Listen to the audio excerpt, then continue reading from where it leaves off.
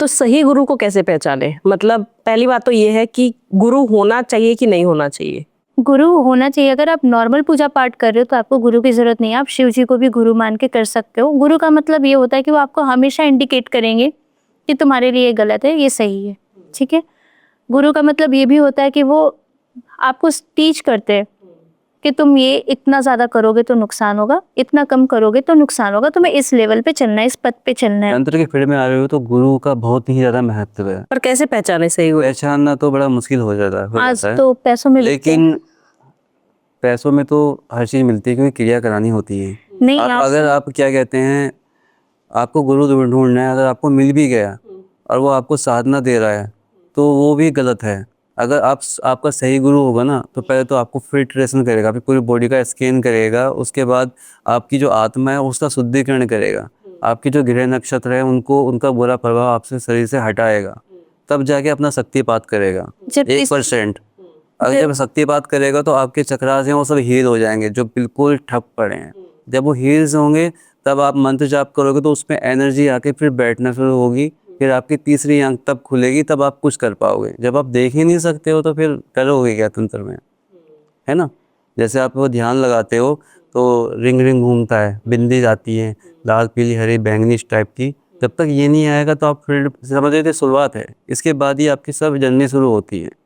इसके बाद जैसे आपको दिख रहा है कि एक बहुत बड़ा जंगल है, वहाँ पे शेर पानी पी रहा है, इस तरह की अनुभूति होती है। बहुत सारे शिव जी भी दिखते हैं, आपको दिखेगा कि शिव बैठे हैं, उनके पीछे विष्णु जी बैठे हुए हैं, या आपको दिखेगा कि शिव खड़े हैं, परछाई आपकी पानी में, उन विष्णु जी की परछाई पानी में है।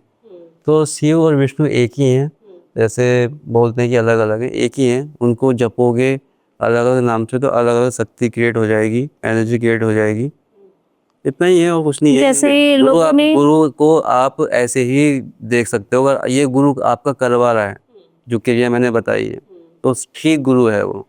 जैसे अगर लोगों ने थोड़े गुरु बहुत बनाए अगर हैं। थोड़े बहुत पैसे की डिमांड भी कर रहा है वो तो कोई दिक्कत नहीं है, क्योंकि अगर वो कुछ क्रिया कराएगा तो लेके तो आएगा ही, अपने घर से कोई नहीं देगा। इसमें कुछ कोई दोष नहीं है कि वो गुरु है तो पैसे मांग रहा है, तो उसमें कोई मतलब नहीं रहता है। अब देखो इतनी महंगा ये तो थोड़ा बहुत तो पड़ेगा ही पड़ेगा, है ना। जैसे अगर किसी ने गुरु बनाया और उन्हें ऐसा जज करना है कि उन्होंने जो गुरु बनाया वो सही है या नहीं है, तो वो बहुत अच्छे से टेस्ट कर सकते हैं। अगर सपने में उनको उनका गुरु डरा हुआ या भागता हुआ दिखता है तो आपको उनसे बिल्कुल हट जाना चाहिए, दूर हो जाना चाहिए, क्योंकि वो गुरु आपके लिए सही नहीं है। और सपना ही ना आए तो? बिल्कुल आएंगे, अगर आप उनसे बाय हार्ट कनेक्ट हो बिल्कुल आएंगे, है ना। अगर हंसता हुआ भी दिखेगा तब भी नहीं, तो भी नहीं करना चाहिए, ठीक है। और अगर आप किसी मुश्किल में फंसे हो और उस वक्त आपको कोई भी इंडिकेशंस नहीं मिल रहे ना आपको कैसे निकलना है, आपको उस गुरु का तुरंत त्याग कर देना चाहिए।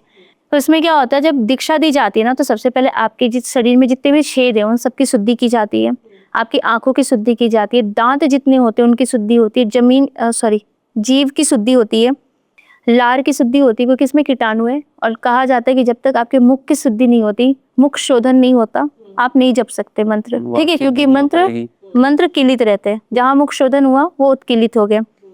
आपके चक्रों का फिल्टर किया जाता है, आत्मा की शुद्धि की जाती है, और सबसे पहले ये चेक किया जाता है कि कोई नेगेटिव एनर्जी या किसी दोष में तो आप नहीं फंसे हो। जैसे पितृदोष होता है वो हमारी कुंडली में जन्म से ही होता है, और बहुत से ऐसे दोष होते हैं, काल सर्प योग है कुंडली में, या कोई ऐसे पास्ट कर्मास है जो हील करना होता है, और वो काम किसका होता है, गुरु का। आपने सुना होगा कि अगर आपको सही गुरु मिलता है ना तो 50% कर्म जो आपके होने हैं वो तो वहीं कट जाते हैं और आपकी नई जीवन आपको मिल जाता है। मंगल शनि और बुध इनको एक्टिवेट करना पड़ता है अगर आप तंत्र के फील्ड में हो तो। शनि का तो रोल है ही ना, तंत्र में सबसे बड़ा रोल है बुध का, ठीक है। अगर बुध नहीं है तो आप तंत्र के फील्ड में नहीं आ सकते। कैसे उनका रोल कैसे है? उनका रोल ये इसलिए है क्योंकि वो बुध एक तरह से आप समझ लो कि अर्ध नारेश्वर का एक तरह से रूप मानते हैं उनको, और वो सबसे पावरफुल एनर्जी है इस फील्ड में।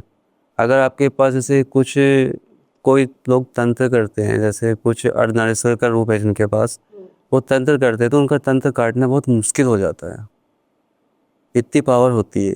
और बुध को किया हुआ तंत्र इतना पावरफुल होता है उसे भी काटना नामुमकिन हो जाता है। और जिसका बुध स्ट्रोंग है वो वाणी से भी स्ट्रोंग रहेगा, तंत्र में भी माहिर रहेगा, बोलने में एक्सपर्ट रहेगा, और मीठा बोलता है वो तो। बुध की खासियत है।